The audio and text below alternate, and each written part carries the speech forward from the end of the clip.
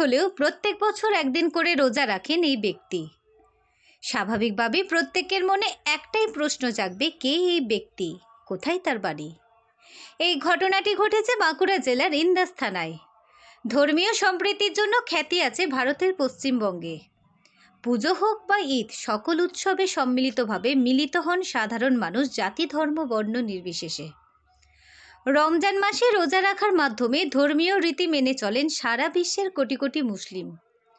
তবে বাঁকুড়ার ইন্দাস থানার হারাধন নামে এই ব্যক্তি যথাযথভাবে রোজা রাখেন।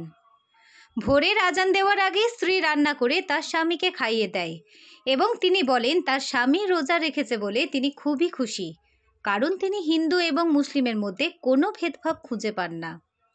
কারণ হিন্দু যেমন একটা ধর্ম, তেমনি মুসলমানও একটা ধর্ম। তাই প্রত্যেকের উচিত উভয় ধর্ম পালন করা। সেই জন্যই আমি হিন্দু হয়ে প্রত্যেক বছর রোজা রাখি। আমি মেয়ের বাড়িতে ছিলাম, শুধুমাত্র এই রোজা রাখার জন্য আমি ওখান থেকে চলে এসেছি এবং যতদিন বাঁচব প্রত্যেক বছর এরকমভাবে রোজা রেখে যাব।